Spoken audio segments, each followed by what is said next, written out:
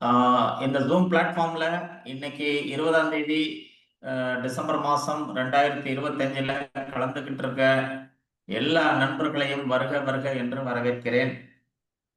நமது மதிப்புக்குரிய Emerald Kamarajar sir ரொம்ப அருமையான ஒரு முன்னுரையை கொடுத்தாங்க. தேனோடு சேர்ந்த தெல்லமுதம் அப்படின்னு பிரமாதமா வர்ணிச்சாங்க. இன்னைக்கு ரஜினிகாந்த் வந்து பஸ்ஸில் பயணம் பணி செய்து ஒரு சூப்பர் ஸ்டாரா திரையில இருந்தார்னா, இன்னைக்கு நம்ம காமராஜர் சார் அதே பஸ்ல பயணம் செய்து ஆர்சிஎம் வான்ல இன்னைக்கு ஒரு சூப்பர் ஸ்டாரா இருக்காங்க. அவரோட வழி நடத்தல்ல நாங்க எல்லாருமே பயணிக்கிறோம். ரொம்ப சிறப்பான ஒரு டிராவல் இது அப்படின்னு தான் நான் நம்புறேன். அதுக்கப்புறம் எங்களுடைய தலைவர் திரு வேடராஜன் சார் அருமையான ஒரு முன்னுரையை கொடுத்தாங்க. சிறப்பா நம்ம இன்னைக்கு எதை பத்தி பேச போறோம், நம்ம எங்க இருக்கோம் அப்படிங்கிறத பத்தி என்னை பத்தியும் அவங்க கொஞ்சம் விரைய விரிவுரை நல்ல விரிவாக சொன்னாங்க. அவங்களுக்கும் என்னுடைய நன்றி. இன்று நான் என்ன ஷேர் பண்ண போறேன்னா, நம்ம zonal manager south zone mister Praveen Kumar நல்ல ஒரு ஆக்டிவ் லீடர். அவரை நம்ம யூஎல்பி ப்ரோக்ராம்ல எல்லாம் பார்க்கலாம். ரொம்ப அருமையில மேடையில ஹோஸ்டிங் அருமையா பண்ணுவார், ஸ்டைலா பண்ணுவார். அந்த மாதிரியான ஒரு லீடர். அவர் நமக்கு ஜோனல் மேனேஜரா தான் இருக்காரு. அவர் வந்து ஒரு ஃப்ளையிங் விசிட் கொடுத்தாரு. அன்னைக்கு 10ஆம் தேதி அன்னைக்கு எங்களுக்கு இருந்தது. அதுல நிறைய லீடர்ஸ் கலந்து கொள்ள முடியல. ஒரு ஒரு 15-20 லீடர்ஸ் தான் இருந்தாங்க. அதுல நானும் ஒருவன். அவர் வந்து ஹெட் ஆபீஸ்ல என்ன அவருக்கு இன்ஸ்ட்ரக்ஷன்ஸ் பாஸ் ஆன் பண்றாங்களோ அந்த இன்ஸ்ட்ரக்ஷனை வச்சு அவர் இங்க நமக்கு ட்ரைனிங் கொடுத்தாரு. அந்த ட்ரைனிங்ல அவர் சொன்ன கருத்துக்களை நான் உங்களோட இன்னைக்கு ஷேர் பண்ண போறேன். என்னுடைய ஜாப் வந்து வெறும் ஒரு போஸ்ட்மேன் ஜாப் தான். சந்தர்ப்பம் கொடுத்த அனைவருக்கும் என்னுடைய நன்றி. அவர் வந்து அன்னைக்கு ஒரு 1 ஹவர் அந்த ப்ரோக்ராம் நடந்தது. அவர் முக்கியமா இந்த நம்ம திரையில பாக்குறோம் பாத்தீங்களா, குரோத், அதை பத்தி தான் அவர் பேசினாரு. வளர்ச்சி, ஆர்சிஎம்ல வளர்ச்சி, ஆர்சிஎம்ல ஒரு குரோத் அப்படிங்கிற டாபிக்ல தான் அவர் பேசினாரு. இந்த குரோத் அடையிறதுக்கு நம்ம எல்லாருமே இந்த ஆர்சிஎம்ல ஜாயின் பண்ணி ஐடி போட்டு டீமை உருவாக்கி நம்ம வேலை செஞ்சுட்டு இருக்கோம். இந்த குரோத் வேணும்னா என்ன வேணும் அப்படின்னு அவர் கேட்டாரு. எல்லாரும் ஒரு தடை இல்லாம என்ன சொன்னாங்க, பிவி வேணும் சார், நிறைய பிவி இருந்தாதான் நம்ம இதுல குரோத்தை காணலாம், பல லெவலுக்கு போகலாம், நிறைய இன்கம் ஈட்டலாம் அப்படின்லாம் அவர் சொன்னாரு. அந்த பிவி, இந்த குரோத்துக்கு முக்கியமான தேவை, ஒரு எக்ஸாம்ல பாஸ் பண்றதுக்கு மார்க்ஸ் தேவை. அது போல ஆர்சிஎம்ல ஒரு ஹையர் குரோத் இண்டிகேட் பண்ணணும்னா நம்மளுடைய பிவி, அதாவது என்ன நம்ம எவ்வளவு பர்ச்சேஸ் வால்யூம் நம்ம கணக்குல வருது அப்படிங்கிறது தான் கணக்கு. இந்த பர்ச்சேஸ் வால்யூம் வந்து சாதாரணமா வந்துடாது. ஒரு தனி மரம் தோப்பாகாது. நிறைய பேர் இதுல சேர்ந்து வேலை செய்யணும். அதுக்கு ஒரு டீம் வேணும். ஒரு நல்ல ஒரு லெவல்ல குரோத் அச்சீவ் பண்றதுக்கு ஒவ்வொருத்தருக்கும் ஒரு நல்ல டீம் இருக்கணும். இப்ப நேத்து சவுத் ஆப்பிரிக்காவை நம்ம இந்தியன் டீம் ஜெயிச்சாங்க. காரணம் என்னன்னா எல்லா டைப் லீடர்ஸும் அதுல இருந்தாங்க. நல்ல போலர்ஸ் இருந்தாங்க, நல்ல பேட்ஸ்மேன் இருந்தாங்க, நல்ல விக்கெட் கீப்பர் இருந்தாங்க, நல்ல ஃபீல்டர்ஸ், கேட்ச பிடிக்கிற ஃபீல்டர்ஸ் இருந்தாங்க. இதெல்லாம் சேர்ந்ததுனால அவங்க என்ன பண்ணாங்க, அந்த சீரீஸையே, அந்த 2020 சீரீஸை கைப்பற்றிட்டாங்க. இதுதான் ஒரு ஒரு நல்ல டீமோட அடையாளம். அந்த டீம் மாதிரி நமக்கு ஒரு டீம் வேணும். நம்ம டீம்ல எல்லா டைப் லீடர்ஸும் இருப்பாங்க, ஆட்டோமேட்டிக்கா வந்துருவாங்க. இப்ப என்ன போல வங்கித்துறையில இருந்து வந்தவங்க இருக்காங்க, சார போல ஒரு டிராவல் துறையில இருந்து வந்தவங்க இருக்காங்க. நம்ம வேடராஜன் சார் ஒரு 60 வருஷம் அவங்களோட மளிகை கடையில ரொம்ப அனுபவம் உள்ள ஒரு லீடர். அவருக்கும் ஆர்சிஎம்க்கும் ரொம்ப சம்பந்தம் இருக்கு. ஆர்சிஎம்ல என்ன பொருள் இருக்கோ அதுதான் அவங்க கடையிலயும் இருக்கு. 60 ஆண்டுகள் அவங்க அப்பாவோட காலத்துல வந்து அவரு ஆரம்பிச்ச அந்த பிசினஸ்ல அவர் ஒரு 10 வருஷம் மார்க்கெட்லயே போய் வேலை செஞ்சிருக்காரு, ஃபீல்ட் ஒர்க் பண்ணியிருக்காரு. அப்படிப்பட்ட ஒரு லீடர் நம்ம ஆர்சிஎம் பிசினஸ்ல வந்ததுக்கு அப்புறம் இததான் முழு நேரமா அவர் சுவாசிக்கிறாரு. ஆர்சிஎம் வெளியில இருந்தாலும் ஆர்சிஎம் அவருக்குள்ளேயும் இருக்கு. ஏன்னா ஆர்சிஎம்ல இல்லாத பொருளை மட்டும்தான் தன்னுடைய கடையில இருந்து அவர் எடுத்து யூஸ் பண்றாரு. அப்படிப்பட்ட ஒரு லீடர், வழிகாட்டுற ஒரு லீடர், வெளிச்சம் போட்டு நமக்கு வழியை காட்டுற ஒரு லீடர் எங்களுக்கு கிடைச்சதுல நாங்க ரொம்ப சந்தோஷப்படுறோம். அதே போல நம்ம காமராஜர் சார் அவர் வந்தபோது அவரை அடையாளம் தெரியல, அவ்வளவு இளைஞரா காணப்பட்டாரு. நம்ம ஆர்சிஎம்மோட துணை உணவுப் பொருட்கள், ஆர்சிஎம்மோட காஸ்மெட்டிக்ஸ், அந்த இந்த அலங்கார பொருட்கள் அவர் அப்படியே மாத்தி வச்சிருக்கு. ரொம்ப எனர்ஜெட்டிக்கா இருந்தார். அவரை பார்க்கையில இன்னும் உற்சாகம் அதிகமாக எங்களுக்கு வந்தது. ஸோ அப்படிப்பட்ட லீடர்ஷிப்ல நம்ம ஒர்க் பண்ணோம். ஸோ ஒரு டீம்னு சொன்னா அந்த டீமுக்கு ஒரு லீடர் இருக்கணும். அந்த லீடர் இருந்தாதான் அந்த டீம் வந்து ஒரு கட்டுக்கோப்போட இருக்கணும். டீம்ங்கிறது இந்த டிஇஏஎம் அப்படிங்கிற ஒரு லெட்டரை நீங்க பாத்தீங்கன்னா அதுக்கு என்ன விளக்கம் சொல்லுவாங்கன்னா டுகெதர் ஈச் ஒன் அச்சீவ்ஸ் மோர் அப்படிம்பாங்க. டுகெதர் ஈச் ஒன் அச்சீவ்ஸ் மோர். நம்ம பிள்ளைகளுக்கு கூட சொல்லி கொடுக்கலாம். நீங்களாம் டீமா இருக்கணும்பா அப்படின்னு சொன்னா டீம்னா என்னப்பான்னு கேட்பாங்க. டீம்னா டுகெதர் ஈச் ஒன் அச்சீவ்ஸ் மோர். இப்ப நான் அந்த கடைசி வேர்டு நான் எடுத்துறேன் மோர். அதுக்கு பதிலாக மிராக்கல்னு ஒன்று போடுறேன். மிராக்கிள் அதாவது நடக்காத ஒரு அதிசயம். Each one achieves a miracle. அப்ப டீமா நம்ம ஒன்னா சேர்ந்தோம்னா டீம்ல இருக்கிற பலம் எந்த இதுலயும் கிடையாது. ஒரு அப்பா வந்து தனது பிள்ளைக்கு அந்த டீமோட ஸ்ட்ரென்த்தை விளக்குறதுக்காக என்ன பண்ணாரு, அதாவது தன்னுடைய பிள்ளைகளுக்குள்ள ஒரு இணக்கம் இருக்கணும், டீமா செயல்படணும், ஒற்றுமையா இருக்கணும் அப்படிங்கிறதுக்காக அவர் என்ன பண்ணாரு, ஒரு பையனை ஒரு குச்சி எடுத்துட்டு வர சொன்னாரு. ஒரு சின்ன குச்சி, சன்னமான ஒரு குச்சி. இதை உடடா அப்படின்னாரு. அவர் உடைச்சிட்டாங்க. ராமன் வில்ல உடைச்ச மாதிரி. அதுக்கப்புறம் என்ன பண்ணாரு, ஒரு 3-4 குச்சை ஒன்னா சேர்ந்து கட்டி இதை உடடா அப்படின்னாரு. இது உடைக்க முடியலப்பான்னாரு. அது எப்படி நீ சிங்கிள் இருந்த குச்சியை உடைச்சிட்ட, இதை ஏன் உடைக்க முடியல? எல்லாரும் 4 பேர் சேர்ந்து கட்டை கட்டி கொடுத்துருக்கீங்களேப்பான்னாரு. அதுதான் அவர் சொன்னாரு, ஒரு டீமோட ஸ்ட்ரென்த், டீமோட யூனிட்டி அப்படின்னாரு. அப்போ எல்லாரும் ஒன்னா சேரையில கடகடகடன்னு பிசினஸ் ஒன்னாகும். ஒருத்தர் கள பணியாற்றுவாரு, ஒருத்தர் மார்க்கெட்டிங் பண்ணுவாரு, ஒருத்தர் டீமோட நல்லா கம்யூனிகேட் பண்ணுவாரு. பீப்புள் ஸ்கில் அவர்கிட்ட நிறைய இருக்கும். இப்ப லீடர்ஸ் எல்லாம் ஒரு பெரிய லெவல்ல இப்ப நம்ம பாக்குறோம்னா அவங்களுக்கு முக்கியமான திறமை அவங்கள்ட்ட இருக்கிற பீப்புள்ஸ் அந்த ஸ்கில் தான். மக்களோட எப்படி தொடர்புல இருப்பது, மக்களை எப்படி ட்ரீட் பண்ணுவது, எப்படி ஈகோ இல்லாம இருப்பது, எப்படி எல்லாத்தையும் அரவணைச்சு போவது, எப்படி எல்லாத்துக்கும் ஒரு ஒரு ஊக்கப்படுத்தி அவங்க நிலைமையில தன்னை வச்சு பாக்குறது, இது எல்லாமே ஒரு லீடராக தான் முடியும். ஸோ ஒரு டீம், அந்த டீமுக்கு ஒரு லீடர் இருந்தாதான் அந்த டீம் நல்ல அந்த வழிநடத்தல ரொம்ப அருமையா செயல்படும். அவங்க பிரவீன் சார் என்ன சொன்னாரு, இது நம்ம ஆர்சிஎம்ல எல்லாரும் சொன்னதுதான். A leader is one who is creating a leader who is capable of creating another leader அப்படின்னாரு. இப்ப நம்ம ஒரு லீடரை டெவலப் பண்றோம், நான் அந்த லீடர் வந்து இன்னொரு லீடரை டெவலப் பண்ணணும். அப்பதான் அந்த லீடர்ஷிப் வந்து வளர்ந்துகிட்டே போகும். அந்த டீமோட வளர்ச்சி growth ரொம்ப அபரிமிதமா ஜியாமெட்ரிக்கல் ப்ரொசஷன்ல போகும். அதனால இந்த டீம் growth ரொம்ப இம்பார்ட்டன்ட். டீம் இருக்கணும்.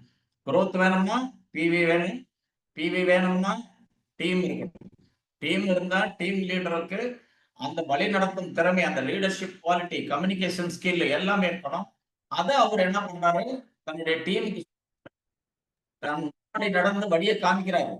எப்பயுமே சொல்லுவாங்க, all readers all leaders are ரீடர்ஸ்மாங்க, but all readers are not leaders. லீடர்கள் நல்லா புத்தகம் வாசிப்பாங்க, நிறைய நாலேஜ் எடுத்துப்பாங்க, product knowledge, plan knowledge, profile எல்லாமே அத்துப்படியா இருப்பாங்க. ஸோ நம்ம எங்க லீடர் ஒவ்வொரு வெள்ளிக்கிழமையும் பிளான் சொல்றாரு, மக்களை போய் ரீச் பண்ற அளவுக்கு அந்த பிசினஸ விளக்கமா எல்லா துறையிலையும் நின்று அதை பேசுறாரு.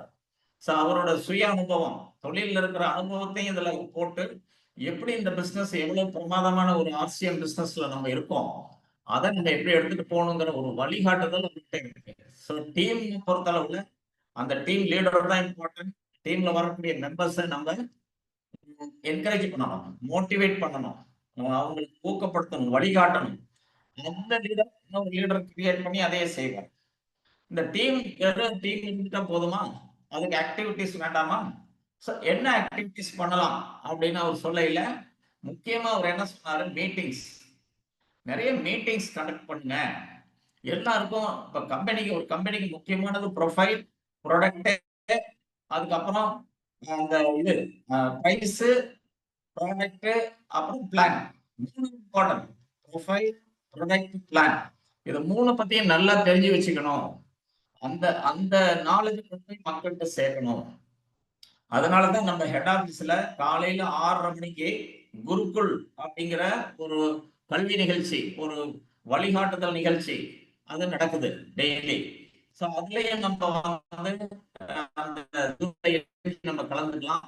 நாங்களும் வாரத்தில் 3 நாள் ஜூம் பண்றோம். அது இல்லாம ஆஃப்லைன் மீட்டிங் பண்றோம், லீடர்ஷிப் மீட்டிங் பண்றோம். காமராஜர் சார் தலைமையில ஈரோட்ல அருமையா ஒரு யூஎல்பி ப்ரோக்ராம், இதோட 2 ப்ரோக்ராம் நடந்திருக்கு.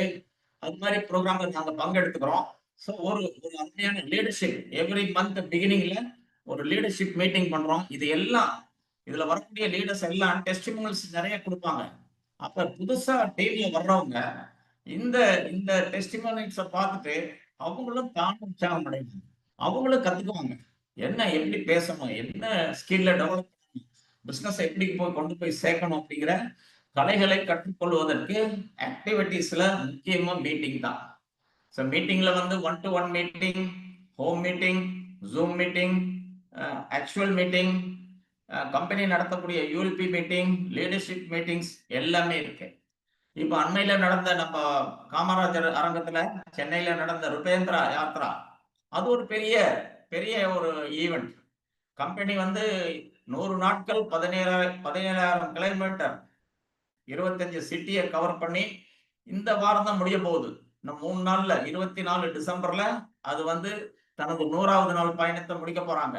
ரொம்ப அற்புதமான விழிப்புணர்ச்சியை நம்ம இந்தியா ஃபுல்லா பரப்பிட்டாங்க.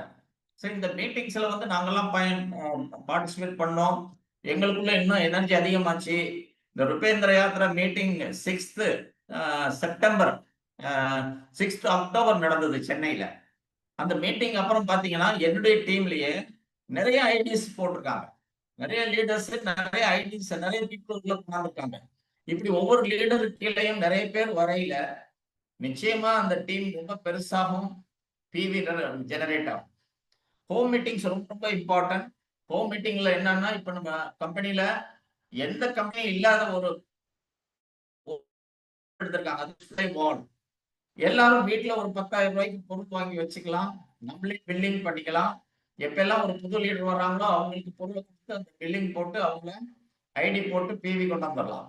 சரி, இது மாதிரியான ஒரு ஆப்பர்ச்சுனிட்டி வேற பிசினஸ்ல இல்ல. ஒரு 100 ஆண்டு இருக்கக்கூடிய ஆம்பே கம்பெனிலயோ, ஒரு பல ஆண்டுகள் 2004ல இருந்து இருக்கக்கூடிய வெஸ்டேஜ்லயோ கூட இந்த டிஸ்பிளே வால் சிஸ்டம் கிடையாது. அது அருமையா நம்ம டிசி சந்திரா சார் கொடுத்திருக்காரு. திங்க் பண்ணியிருக்காரு அவரு. மக்கள் வந்து வீட்டிலேயே பிசினஸ் பண்றதுக்கான ஒரு ஒரு ஒரு நிலையை ஏற்படுத்தியிருக்காரு. அதுக்கு எந்த உங்களுக்கு ஜிஎஸ்டி தேவையில்லை, எதுவுமே தேவையில்லை. வீட்டுல ஹோம் மீட்டிங் நடக்கையில டிஸ்பிளே வால்ல இருக்கிற பொருள்கள் எல்லாம் பார்ப்பாங்க, டச் பண்ணி ஃபீல் பண்ணுவாங்க. ஒரு பொருளை கண்ணில் பார்க்கறது, டச் பண்ணி ஃபீல் பண்றது, அதுக்கப்புறம் அது வீட்டுல கொண்டு போய் சமைச்சு சாப்பிடையில அவங்களுக்கு நம்ம பொருளோட உண்மையான வேல்யூ தெரியும். சோ இந்த ருபேந்திர யாத்திரை ரொம்ப வெகு பெரிய ஒரு மாற்றுதல், அதை வந்து பெரிய ஒரு பூகம்பத்தை ஏற்படுத்தியிருக்கு அப்படின்னு தான் சொல்லணும். இந்த மாதிரியான ஒரு மீட்டிங்ஸ் நமக்கு கிடைச்சது. அது மாதிரி இன்னும் தொடர்ந்து நம்ம பண்ணிக்கிட்டே இருக்கணும். தொடர்ந்து மக்களை ஒன்றா இணைச்சு அவங்களுக்கு நாலேஜை கொண்டு போய் சேர்க்கணும். அப்பதான் இந்த டீம் வளரும். டீம் வளர்ந்தா பிவி வளரும், பிவி வளர்ந்தா குரோத் வளரும். அதாவது வரப்புயர நெல் உயரம், நெல் உயர நீர் உயரம், நீர் உயர கோல் உயரங்கிற மாதிரி இது எல்லாமே ஒரு ஒரு பிரமிட்ல வருது. ஸோ இந்த மீட்டிங்ஸ்க்கு அப்புறம் அவர் என்ன சொன்னாரு, 3 இதுல கான்சென்ட்ரேட் பண்ணுங்க அப்படின்னாரு. இது வந்து ரீபர்ச்சேஸ். இப்போ நிறைய வந்து வருவாங்க, ஐடி போடுவாங்க, கொஞ்சம் பணம் பொருள் வாங்கிட்டு போவாங்க, அதுக்கப்புறம் அவங்க வர மாட்டாங்க.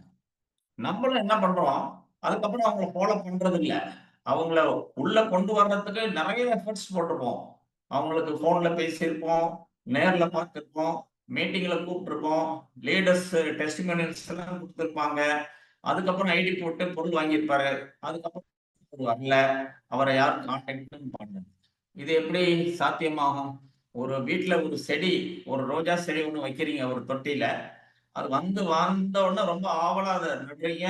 அதுக்கு அந்த நாள் தண்ணி ஊத்துறீங்க, உரம் போடுறீங்க, 2வது நாள் கொஞ்சம் ஊத்துறீங்க. அதுக்கப்புறம் கொஞ்சம் கொஞ்சம் கொஞ்சமா நீங்க அந்த செடியவே மறந்துடுறீங்க. அப்ப அந்த செடி எப்படி வளரும்? அந்த செடிக்கு எப்படி growth கிடைக்கும்? கிடைக்காது. அதனால இந்த ரீபர்ச்சேஸ்ங்கிறத நம்ம ஃபாலோ பண்ணிக்கிட்டே இருக்கணும்.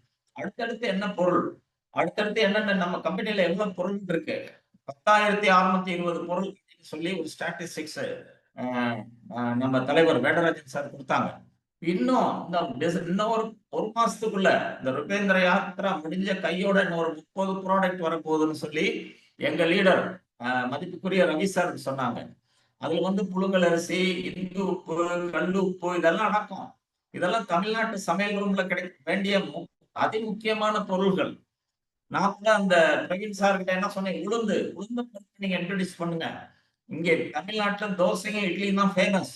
அதுக்கு வேண்டிய பொருட்கள் இவை எல்லாம் வந்து பாக்குறாங்க. உளுந்து இல்லையா, அடுத்த மாசம் வேற எங்கேயோ போயிடுறாங்க. ஸோ ரீபர்ச்சேஸ்க்கு கம்பெனியும் அதோட முயற்சிகளை கொடுக்குறாங்க, நம்மளும் ஃபாலோ பண்ணி வாங்க வைக்கணும். அதுக்காக ஒரு எல்ஓஎஸ் ரிப்போர்ட் நம்ம லீடர்ஸ் கொடுப்பாங்க. அது லைன் ஆஃப் ஸ்பான்சர்ஷிப். அதுல நீங்க பாத்தீங்கன்னா யார் உங்க டீம்ல வாங்கினாங்க, யார் வாங்கலைங்கிறது உங்களுக்கு தெரியும்.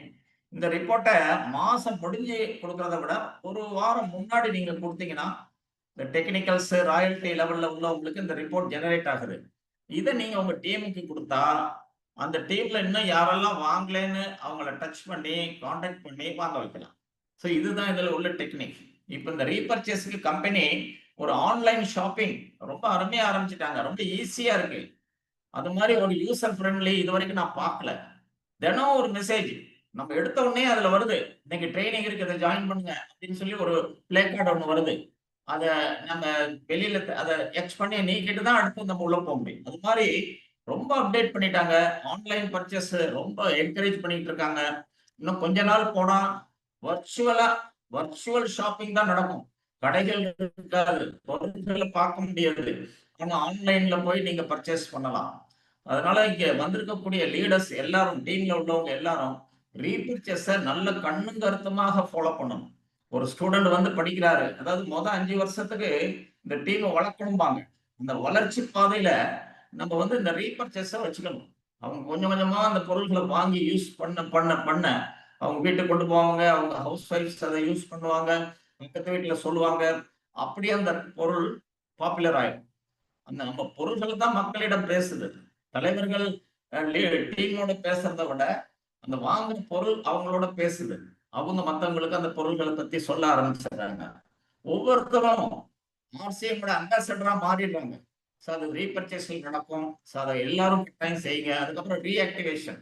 நிறைய பேர் காணா போயிடுறாங்க. நான் சொன்ன மாதிரி தான், ஒரு செடி வச்சு தண்ணி ஊத்துறோம், கொஞ்ச நாள் அதை பார்க்கணும், அதுக்கப்புறம் அதை விட்டுறோம். அதனால என்ன ஆகுது, அந்த செடி ஒரு காத்துலையும் மழையிலையும் அடிபட்டு கடைசியா வேர் வேர் பிடிக்காமையே அது இறந்து போயிடும். அதை போல ரீஆக்டிவேஷன் அதே தான். நிறைய பேர் வருவாங்க, டிராவல் பண்ணுவாங்க, அதுக்கப்புறம் வேற ஏதாவது ஒரு ஆப்பர்ச்சுனிட்டிக்கு போவாங்க, அங்க போயிட்டு கொஞ்ச நாள் இருப்பாங்க, அப்புறம் ஆள் அவங்களை எல்லாம் நம்ம கண்டுபிடிச்சு நம்ம ஆர்சிஎம் இப்ப எப்படி இருக்கு, 25 வருஷ வளர்ச்சி என்ன, இந்த ருபேந்திர யாத்திரை எப்படி நடத்தினாங்க அப்படிங்கிற பல மெசேஜஸ் வந்துகிட்டே இருக்கு. நீங்க வந்து நிறைய மெசேஜ் ஆஃப்டர் மெசேஜ் நம்ம கம்பெனி என்ன பண்ணுது, எங்க என்னென்ன துறையில முன்னேறுது அப்படிங்கறத பத்தி அதெல்லாம் நமக்கு அவங்களுக்கு அனுப்பிச்சு அவங்கள கான்டாக்ட் பண்ணி ரீஆக்டிவேட் பண்ணணும். அதாவது ஒரு குழந்தை பிறந்துருச்சு, அந்த குழந்தைய அப்படியே விட்டுருவாங்களா? இந்த குழந்தை அது ஒரு 4 குழந்தை, ஒரு குழந்தை சோட போனா இந்த பெற்றோர்கள் இந்த சோட குழந்தைய தான் பார்க்கணும். நல்லா படிக்கிறவங்கள எல்லாம் பார்க்க மாட்டாங்க. ஏன்னா அவங்களுக்கு கவனம் கிடையாது. இந்த பிள்ளைங்க படிச்சிடும், வேலைக்கு போயிடும், வாழ்க்கையில ஜெயிச்சிருவாங்க. ஆனா படிக்காத ஒரு குழந்தை, ஒரு ஹேண்டிகேப்டு சைல்டு, சரியா அதுக்கு மூல வளர்ச்சி இல்லாத குழந்தை, அப்படி ஒரு குழந்தை இருந்ததுன்னா பெற்றோர்கள் 2 பேரும் அந்த குழந்தையை தான் போக்கஸ் பண்ணுவாங்க. அந்த குழந்தையும் நம்ம ஈக்குவலா கொண்டு வரணும் அப்படின்னு முயற்சி பண்ணுவாங்க. அப்படி பண்ணையில அவங்களுக்கு ஒரு திருப்தி, அந்த குழந்தையும் நல்லா வளர்ந்து நல்ல வளர்ச்சி பாதையில போயிடும். அதே போல இந்த ரீஆக்டிவேஷனை எல்லாரும் சிறப்பா செய்யணும். இந்த 2க்கும் அப்புறம் ரிட்டென்ஷன் ஒண்ணு சொன்னோம். ஹெட் ஆபீஸ்ல என்ன சொல்றாங்க, உங்க டீமுக்குள்ள வந்துட்டு நீங்க ரீடைன் பண்ணுங்க. அவங்க எப்படியாவது அவங்களுக்கு பொருளை யூஸ் பண்ண வச்சு இந்த பொருள்ல ஈடுபாடு கொண்டு வந்து அவங்கள ரீடைன் பண்ணுங்க அப்படின்னு சொல்லி, சார் அடுத்த ஸ்லைட்ல அடுத்தது போடுங்க ரிட்டென்ஷன். சார் ரிட்டென்ஷனை போட்ட உடனே என்ன ஆகும்னா, ரிட்டென்ஷன் இருந்தா டீமோட குரோத்தை யாருமே ஸ்டாப் பண்ண முடியாது. என்ன லெவலுக்கு டீம் போகணும்னு தெரியாது. ஸோ இந்த ரிட்டென்ஷன் ரொம்ப இம்பார்ட்டன்ட். ஸோ இந்த 3 ஆர் நீங்க தட்டி எழுப்பி கேட்டாலும் நீங்க சொல்ல தெரியணும். 3 இது நம்ம டீமுக்கு ரொம்ப முக்கியம். ஒன்று ரீபர்ச்சேஸ், ரீஆக்டிவேஷன், ரிட்டென்ஷன். எப்ப நம்ம ரீபர்ச்சேஸ கவனமா பாக்குறோமோ, ரீஆக்டிவேஷனுக்கும் ரிட்டென்ஷனுக்கும் அவசியமே இருக்காது. ஆனாவை சரியா போட்டோம்னா ஆவண்ணா ஈஸி, ஈனா ஈஸி. ஆனாவையே சரியா போடலைன்னா ஆவண்ணாவும் எழுத முடியாது, ஈனாவும் எழுத முடியாது. அதனால நீங்க ரீபர்ச்சேஸை மட்டுமே நல்லா கரெக்டா ஃபாலோ பண்ணீங்கன்னா அவர் தொடர்ந்து நம்ம டீம்ல இருப்பாரு. ரீஆக்டிவேஷனுக்கு அதுக்கு தேவையே இருக்காது, ரிட்டென்ஷனுக்கு தேவையே இருக்காது. ஆனா அப்படி போயிட்டாங்கன்னா அவங்களை திருப்பி நம்ம டீம்ல கொண்டு வர்றதுக்கு இப்ப லேட்டஸ்டா நம்ம கம்பெனியோட வளர்ச்சி, அதோட பொருள்கள் இதை பத்தி அவங்க சொல்லணும். அவங்களுக்கும் ஜூம் மீட்டிங்ல நம்மளை இணைச்சு அவங்களுக்கு நம்ம லேட்டஸ்ட் என்ன growth இருக்குங்கிறத நம்ம சொல்லலாம். ஸோ ரீபர்ச்சேஸை மட்டுமே நல்லா ஃபாலோ பண்ணா ரீஆக்டிவேஷனுக்கும் ரிட்டென்ஷனுக்கும் தேவையே இல்லை. அதுக்கு அடுத்து ஒன்று சொன்னாரு, எல்லாருமே காப்பிகேட் மார்க்கெட்டிங் மாதிரி அப்படியே மத்த பிசினஸ் அப்படியே டூப்ளிகேட் பண்ணும். டூப்ளிகேஷன் தான் ரொம்ப ரொம்ப இம்பார்ட்டன்ட். ஒரு ஸ்கூல்ல வந்து ஒரு பையன் இது ஆன்சர் ஷீட்டை பார்த்து எழுதுனா போச்சு தண்டனை. நீட் எக்ஸாம்ல எல்லாம் எது எடுத்துட்டு போனாலும் டிஸ்குவாலிஃபை பண்ணிப்பாங்க. ஆனா இங்க அப்படி கிடையாது. ஒரு தலைவர் என்ன பண்றாரு, அவர் எப்படி பேசுறாரு, எப்படி பொருள்களை பத்தி விலைக்கு சொல்றாரு, எப்படி டீமை கட்டுக்கோப்பா கொண்டு போறாரு, அதை நம்ம அப்சர்வ் பண்ணாலே நம்ம அதை அப்படியே டூப்ளிகேட் பண்ண வேண்டியதான். அடிச்சான் காப்பி. ஒரு ஆன்சர் ஷீட் எழுதிக்கிட்டு இருக்கோம், ஒரு வந்து உட்காருது. அப்பெல்லாம் சொல்லுவாங்க அத, அந்த ஈவும் அதே மாதிரி அவன் சீட்ல என்ன உட்கார்ந்து அடிச்சானோ அதே மாதிரி ஒண்ணு அடிக்கணுங்கிறாங்க. அவ்வளவுதான், ரொம்ப சிம்பிள். இதுல காப்பி அடிச்சா 100 மார்க், எக்ஸாம்ல காப்பி அடிச்சா டிஸ்குவாலிஃபிகேஷன். எது வேணும்? Duplication is a must. Duplication இல்லாம எந்த பிசினஸும் கிடையாது. அப்பா வந்து ஒரு பிள்ளைய வளர்த்து கொடுத்துட்டாரு, அவங்களுக்கு ஒரு கல்யாணம் பண்ணி வச்சுட்டாரு. அவங்க லைஃப டூப்ளிகேட் பண்ணணும். எப்படி பெற்றோர்கள் வாழ்ந்தாங்க, எப்படி அவங்க பொருள் ஈட்டினாங்க, எப்படி சிக்கனமா இருந்து நம்மளை எல்லாம் காப்பாத்தாங்க, அதே தான் பிள்ளைகளும் பண்ணணும். அப்படி பண்ணையில அந்த குடும்பம் தலைமுறை தலைமுறையாக வளர்ந்துட்டே போகும். நம்ம பிசினஸ்லயும் அப்படிதான். growth நிறைய வந்துருச்சுன்னா உங்களுக்கு ஒரு பென்ஷன் ஸ்கீம் மாதிரி ராயல்டி கிடைச்சுக்கிட்டே இருக்கும். யாருக்கு ஜெனரேஷன் இன்கம் கிடைக்குது நீங்களே சொல்லுங்க பார்ப்போம். யாருக்குமே கிடையாது. நம்ம பிசினஸ்ல தான் அந்த ராயல்டி இன்கம் இருக்கு. அதாவது தலைமுறை தத்துவத்துக்கும் அந்த இன்கம் போகும். அது மாதிரி நிறைய லீடர்ஸ், சில பேர் ஒரு முன்னாடியே இருந்துட்டாங்க, அவங்க நினைக்கவே இல்லை. ஆனா அந்த குடும்பம் இன்னைக்கு ரொம்ப நல்லா இருக்காங்க. இந்த குடும்பம் அவருக்கு போட்டோல மாலை போட்டு தினமும் கடவுள் போல கும்பிடுறாங்க. அதுக்கு என்ன காரணம்னா இந்த பிசினஸ்ல இருக்கக்கூடிய ஜெனரேஷன் இன்கம். சோ அதை வந்து நம்ம இந்த பிசினஸ்ல கிடைக்க போகுது. அப்ப டூப்ளிகேட் பண்ணா என்ன? கட்டாயம் டூப்ளிகேட் பண்ணியே ஆகும். சோ இந்த growthக்கு, இந்த ஒரு டீமுக்கு எல்லாருக்கும் ஒரு தேவை, ஒரு ரிப்போர்ட். அந்த ரிப்போர்ட் தான் ரொம்ப இம்பார்ட்டன்ட். அது வந்து ராயல்டி வாங்கக்கூடிய தலைவர்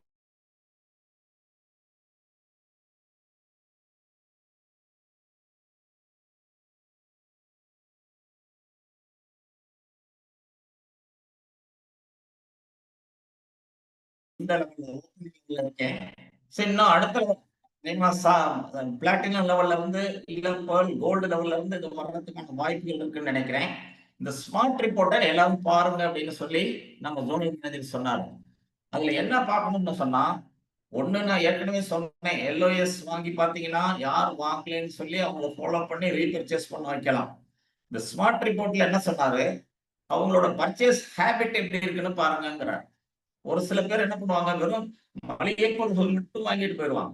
அதுக்கப்புறம் வேற எதையுமே பார்க்க மாட்டாங்க. தெரியாது, இருக்கான்னு கூட தெரியாது உங்களுக்கு.